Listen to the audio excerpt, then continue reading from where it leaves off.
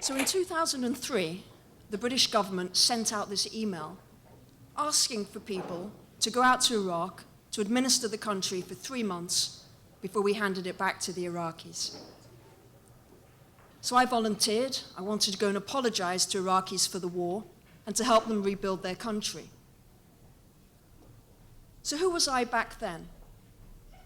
Well, I was staunchly anti-war. In my gap year after high school, I'd worked as a volunteer on a kibbutz in Israel. I got up at dawn each day to milk the cows. In the evening, I sat around the campfire with young people from all over the world, discussing the meaning of life and how to bring about world peace. I was a student at Oxford in 1991 when the first Gulf War broke out. I signed up to be a human shield. After signing of the Oslo Accords, I moved out to Jerusalem to work in support of the peace process. I spent almost a decade there, managing projects to help build up the capacity of Palestinian institutions and to promote relations between Israelis and Palestinians.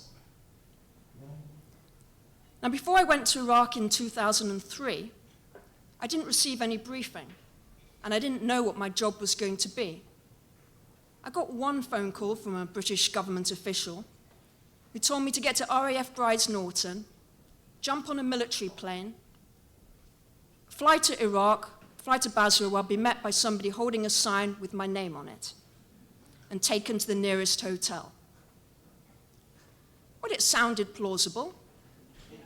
It was June 2003. The invasion had been 3 months prior. The war was apparently over. So I kind of assumed the British government knew what it was doing. It just hadn't told me. So off I went, jumped on a plane, arrived in Basra, and quickly realized nobody was expecting me. There was no one there with a sign with my name on it. So I spent my first night sleeping in the airport in a corridor, 150-degree heat, surrounded by British soldiers who were stripped down to their underwear. The next day, I jumped on a C-130 and went to Baghdad. And from there, I made my way to the Republican Palace, which was the headquarters of the Coalition Provisional Authority. I announced I was Emma from England, come to volunteer. I found my name was on a list, so that was reassuring. I received a briefing from a British colonel who told me the greatest threat to my security would be from trigger-happy Americans. That was less reassuring. So I was told there were enough people in Baghdad and I should try the north. So I flew to Mosul, but they had people there. And I kept on going until I arrived in Kirkuk, where I was told I was the senior civilian responsible for the province and reporting directly to Ambassador Bremer. Wow.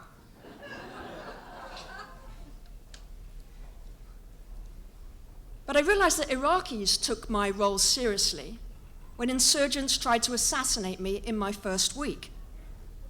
Normally, people have got to know me a little bit longer than that before they try and kill me.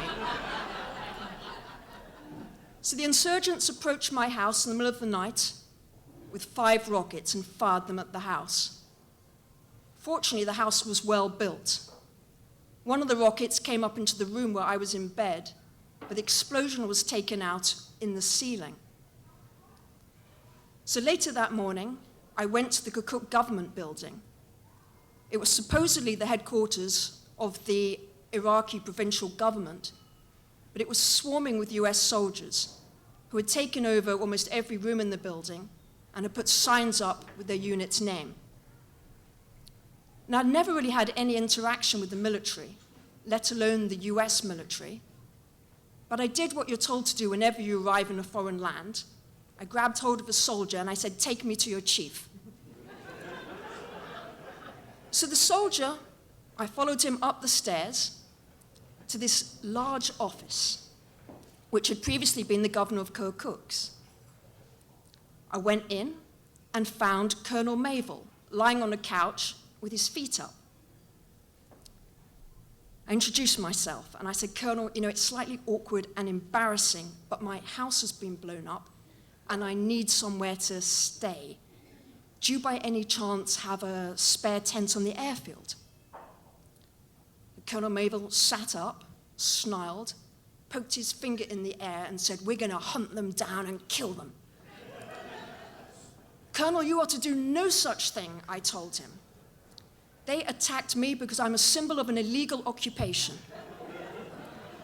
All I request from you is a tent, not a death warrant passed to my attackers. So I left the office furious, but I soon received notification that a tent had been found for me on the airfield with 7 men in it. So I returned the next day to Colonel Mayville's office, and I brought with me my laptop. I put it down on his desk, and I pulled up a chair next to his. I had downloaded the 4th Geneva Convention, and I proceeded to read it to him line by line. Colonel, I told him, if I find you violating any of these articles, I will take you to The Hague. Now, it was early days, and I didn't know that America wasn't a signatory to the International Criminal Court, and you can't take Americans to The Hague. Mayville, however, greeted my arrival in Kirkuk with enthusiasm, as he viewed me as his replacement, the first of the civilian teams to arrive to replace the military. He and his paratroopers had jumped into northern Iraq, were tired, and they wanted to go home. So Mayville announced that he and I would share his office, that he would take me around the province and introduce me to Iraqis before he departed. So each morning, he made me tea, and he treated me like a pet, this exotic creature, female and feisty, with a cool accent. And so began a somewhat unlikely partnership. Mayville and I realized we had the same goals: to get Kirkuk back on its feet, with Iraqis running their own affairs so that the US military could leave. And the more I got to know Mayville, I realized that we had shared values, that he had a wicked sense of humor, and that we had read the same books. And he wanted to learn from me everything that I knew about the Middle East. Now, Mayville had 3,000 troops working for him, and they were busy running everything in the province. As Mayville's confidence in me grew, and as it became clear that more civilians weren't coming, and the brigade was staying, he assigned dozens of his paratroopers to work directly for me. Now, the military could be really frustrating to work with. Being in Iraq is like being on Planet of the Apes, they frequently told me. They had categorized Iraqis on 3x5 cards as good guys, that was pro-American Kurds, and bad guys, anti-American Arabs. Good guys got love and money, bad guys were killed or captured. And anybody they were fighting were classified as the enemy. And I wanted to know who these people were and what they wanted. I believe that most people that you meet could be your friend or your enemy, depending on how you treat them. But I became more and more integrated within the brigade. I even started appearing on the organizational chart. Every time senior military officials visited, I played the role of Colonel Mayville's political advisor. And I couldn't believe my eyes when I first met General Odierno, who was Colonel Mayville's boss.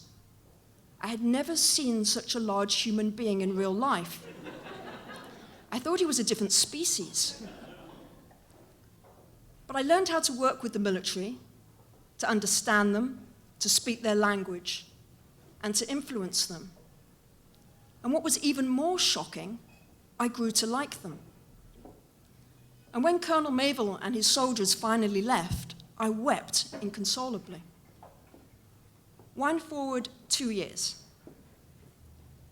So I just returned to the UK after a tour of Afghanistan, when out of the blue, I received an email from General Odierno asking me to come back to Iraq with him as his political advisor.